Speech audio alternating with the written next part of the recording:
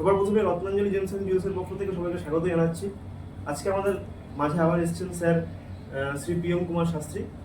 তো স্যারের থেকে জেনে নেব এই বিষয়টা যে শিবের মাথায় জল ঢাললে কি উপকার আমরা পেতে পারি এবং কি কি আর করলে এই শ্রাবণ মাসে আমরা উপকার পেতে পারি।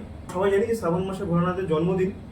তো আরও বিস্তারিত জানবো যে আমরা কিভাবে আর কি কি পদ্ধতিতে এটাকে পালন করলে আমরা আরও উপকৃত হতে পারি। নমস্কার স্যার, একটুখানি যদি আমাদেরকে বলেন বিষয়টা। প্রথমেই দাদা যে কোশ্চেনটা করলেন যে কেন শ্রাবণ মাসে আমরা শিব ঠাকুরকে তার জন্ম মাসে জল ঢালতে পারি বা তাতে কি লাভ পাওয়া যায়। প্রথমত আমি একটা কথা বলি, দেখুন আমাদের সবসময় চার্ট অ্যানালাইসিস করলে হবে না, তার কারণ তার উপরও হচ্ছে সত্য ভগবান মহেশ্বর, অর্থাৎ ব্রহ্মা বিষ্ণু মহেশ্বর হচ্ছে সর্বশক্তিমান। তাদের উপর ভিত্তি করে আমরা আজকে এখানে আছি। তারা হচ্ছে এক একটা শক্তি, সেই শক্তির ঊর্জাকে আমরা শক্তির ঊর্জাকে সবসময় আমরা আলিঙ্গন করি এবং সেই শক্তির ঊর্জাটাকে পাওয়ার চেষ্টা করি। তার জন্য শক্তির ঊর্জাটাকে আমরা পুজো করে থাকি, যাতে আমরা তার শক্তির কিছুটা অংশ আমরা পেয়ে থাকি।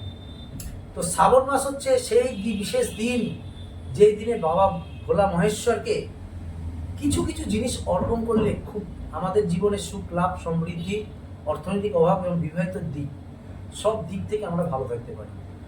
দেখুন একটা কথা আমি বলতে পারি, সেটা হচ্ছে শ্রাবণ মাসে বাবা ভোলেনাথ অর্থাৎ বাবা মহেশ্বর, ভোলা মহেশ্বরের কিছু কিছু দিক রয়েছে, যে দিকগুলো আমরা যদি তাকে অভিষেক করতে পারি তাতে দেখবেন খুব ভালো একটা ফল লাভ হবে, খুব ভালো ফল পাওয়া যাবে। তো প্রথমত দাদা যে প্রশ্নটা আমাকে করলো যে আমরা কেনই বা শ্রাবণ মাসে শিবের মাথায় জল ঢালি, তাহলে কি অন্যবার ঢাললে হবে না বা অন্য কোনো মাসে ঢাললে হবে না? তাহলে আমরা কেনই শ্রাবণ মাসকে বেছে নিই? তার কারণ হচ্ছে শ্রাবণ মাস অর্থাৎ শ্রাবণ মাসের যে একটা পাওয়ার, শ্রাবণ মাসের যে একটা শক্তি, তা অন্যান্য মাসের তুলনায় অধিক বেশি, বা এই মাসটা অধিক কার্যক্ষমতা লাভ প্রদান করে। তো শ্রাবণ মাস হচ্ছে প্রথম কথা বাবার জন্মের মাস, অর্থাৎ মহাশক্তির একটি মাস। এই দিনে এই টাইপের শক্তি সবচেয়ে বেশি তা সবচেয়ে বেশি স্থাপন করে এই শ্রাবণ মাসে, ঊর্জা তৈরি করে, যা প্রতিফলিত হয় সেই ঊর্জা প্রত্যেকজনের মধ্যে, যা পশু পাখি, কুকুর বিড়াল, মানুষ সবার মধ্যে, গাছপালা, নদী নালা, পাহাড় পর্বত, জল সমুদ্র সবার মধ্যে প্রভাব পড়ে, এমনকি ধরিত্রীমা অর্থাৎ মৃত্তিকারও প্রভাব পড়ে। তাই এই শ্রাবণ মাসে যদি আমরা বাবার মাথায় কিছু কিছু জিনিস দিয়ে আমরা অভিষেক করতে পারি, তার ফল দ্রুত আরো হয়। সেই জিনিসগুলোর মধ্যে এক এক দিনের জন্য এক একটি ভাগ রয়েছে। হ্যাঁ, সেটা যদি একটু আমাদেরকে বলেন। দেখুন প্রথম কথা হচ্ছে শ্রাবণ মাসের প্রথম সোমবার। সেই প্রথম সোমবারের মধ্যে আমরা যদি 3টে বেলপাতা, দুধ, গঙ্গাজল, অষ্টগন্ধা দিয়ে আমরা আতপ চাল দিয়ে যদি আমরা বাবার মাথায় অভিষেক করি ওম নমঃ শিবায় বলে, দেখবেন খুব দারুণ রোগ থেকে নিরাময় হবে, বিবাহিত লাইফ কর্মজীবনেও সবসময় উন্নতি সৃষ্টি হবে। দ্বিতীয় সোমবারে আমরা যেটা করবো সেটা হচ্ছে দুধ গঙ্গা জলের পাশাপাশি আকন্দের পাশাপাশি ধুতরা ফুল, ধুতরা ফল, এবং যদি আমরা আতর দিয়ে, যদি দুধ আর আতর এবং গঙ্গা জল দিয়ে মিশিয়ে যদি অভিষেক করি, তার ফলে আমাদের কিন্তু বিশাল বড় সাফল্যের একটা দিক আসবে, কর্মজীবনে উন্নতি হবে এবং কর্মে যে বাধাগুলো আসছে সেই বাধাগুলো কাটবে।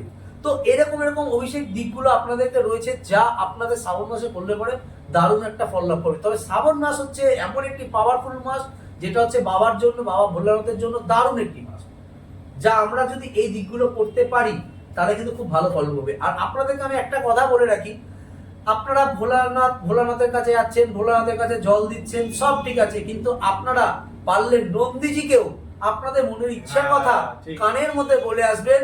শুধু তাই নয়, নন্দীজিকে কিছু ফল দান করে আসবেন, বিশেষ করে কলা, বিশেষ করে আপেল, বিশেষ করে শশা, এরকম টাইপের ফল আপনারা নন্দীজিকে দান করে আসবেন, দেখবেন খুব ভালো রেজাল্ট পাবেন। কারণ আমরা একটা জিনিস জানি, বাবা তো আছেনই, বাবার পাশাপাশি পশু পাখি এরা হচ্ছে সবচেয়ে বেশি প্রিয়।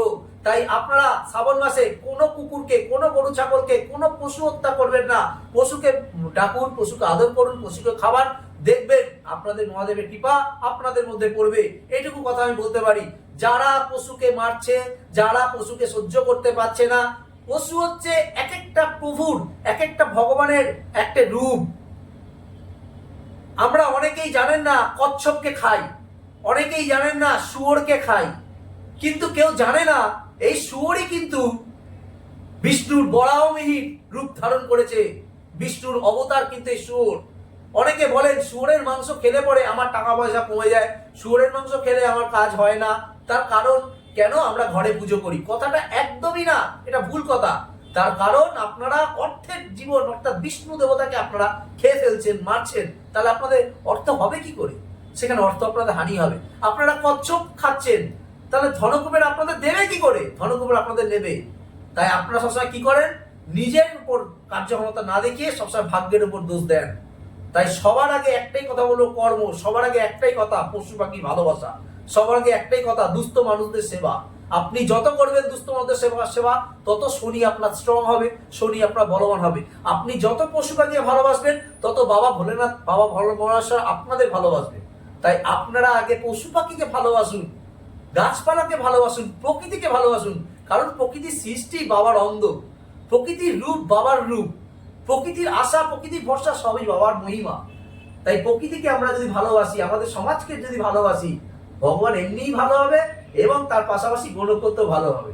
দারুণ বলেছেন, দারুণ বলেছেন, অসাধারণ। আচ্ছা, আমি একটা প্রশ্ন করব, যেটা আমি শুনেছি যে এই যে যেটা আপনি এর আগে বললেন যে নন্দী মহারাজকে অর্পণ করতে হবে, ঠিক আছে, ফল। আচ্ছা, নন্দী মহারাজকে যখন নিজের মনের আশাটা বা নিজের ইচ্ছাটা যখন বলবো, তখন আমি শুনেছি যে একটা কান চেপে মনে হয় বলতে হয়, এরকম কিছু ব্যাপার আছে? দেখুন, ওরকম কোনো ব্যাপার না। আমাদের কান দুদিকে দুটো থাকে, সবসময় কান চেপে না। যেখানে আপনি বলবেন সেখানে আপনি হাত দিয়ে বলবেন, যাতে আশেপাশে আপনার কণ্ঠস্বর না জোরে, যেন ডিরেক্টলি তার কানে গিয়ে পৌঁছায়। তবে গিয়ে তার হিসাবে সেটা অবশ্যই, কারণ নন্দী মহারাজের কানে পৌঁছানো মানে এই না যে আপনার নন্দী মহারাজ শুনছে, কথাটা একদমই না। কথাটা আপনার একদমই না। কথাটা হচ্ছে আপনার কণ্ঠস্বর, আপনার রুদ্রস্বর, আপনার গলার ভয়েস, সেটা তার ঊর্জার সাথে গিয়ে দুটো কানেক্টিভিটি হচ্ছে, অতএব সেখান থেকে একটা পজিটিভ ঊর্জা বেরোচ্ছে। সেই পজিটিভ ঊর্জাটা ফুলফিল করছেন একজন পশু। তাই আমরা চেষ্টা করব সমস্ত পশু নিয়ে যেতে পারবো। তার মানে এই কথাটা কিন্তু একদম মিলে গেল যে ভোলানাথের যেরকম হচ্ছে বাহক নন্দী মহারাজ, অর্থাৎ পশুকে যদি আমরা ওভারকাম করে আমরা ডিরেক্টলি ভগবানকে পেতে চাই, তাহলে সেটা কিন্তু কোনোদিনই পসিবল না। ঠিক আছে, আমাদেরকে প্রথমে তাদের ভালোবাসা আছে সেটা অর্জন করতে গেলে কিন্তু পশু পাখিকে আগে ভালোবাসতে হবে, তবেই কিন্তু আমরা ভগবানের আশীর্বাদ পেতে পারি। না হলে কিন্তু অযথা শুধুমাত্র ওই ভগবানকে ডিরেক্ট পুজো করে কিন্তু। আমি একটা কথা বলতে, দেখবে তুমি অনেক ক্ষেত্রে আছে বিশাল বড় বাড়ি, ঠাকুরের খুব পুজো করে, বাবা মাকে দেখে না। অনেকেই আছে।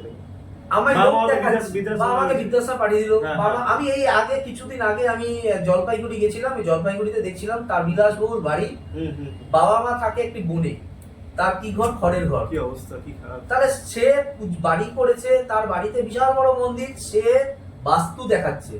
কিন্তু তার যখন আমি জিজ্ঞাসা করলাম আপনার বাবা মা কোথায়, বলছে বাবা মা একটু দূরে রাখা। আর কোথায়? বৃদ্ধাশ্রমে। বলছে না, একটা জায়গায়। তো যখন আমি জোর করি তখন আমি সে বললো সরি, বনে রাখা। এবং পাড়ার প্রতিবেশী বলছে ওনার বাবা মাকে বনে রেখে দেয়, সেখানে একটি ঝুপড়ি মতো ঘর, খড়কুটোর ঘর, সেই ঘরে থাকে। তো আমি মনে করি পুজো যতই করুক মানুষ বা বিলাসবহুল যতই বাড়িতে থাকে, অবশ্যই পেতে হবে। কারণ বাবা মাকে জানতে হবে, বাবা হচ্ছে গিয়ে রবি, মা হচ্ছে গিয়ে চন্দ্র। আমাদের জানতে হবে যে বাবা মার প্রভাব কি। বাবা মার প্রভাব হচ্ছে বাবার পিতার প্রভাব অর্থাৎ রবি, মাতার প্রভাব অর্থাৎ চন্দ্র, আর টোটাল মিলিয়ে শনি মানে কর্ম। তাই তোমার কর্ম ভালো করবে তো শনি তুঙ্গস্থ হবে, তোমার পিতাকে ভালোবাসবে, তোমার রবি তুঙ্গস্থ হবে, তোমার মাতাকে ভালোবাসবে, তোমার চন্দ্রকে তুঙ্গস্থ হবে। তা তুমি যদি কাউকেই না ভালোবেসে নিজে যদি সবসময় ভগবান ভগবান করো, ভগবান কখনোই তোমায় দেখবে না। তাই সবার আগে বাবা মা, সেই সবচেয়ে বড় ভগবান, তারপরে ভগবান। একদম একদম।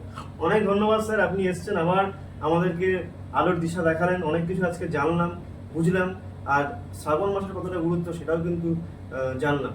তো আজকে এখানে শেষ করছি, সবাই ভালো থাকবেন স্যার, অনেক ধন্যবাদ। ধন্যবাদ আপনাদের, ভালো থাকবেন।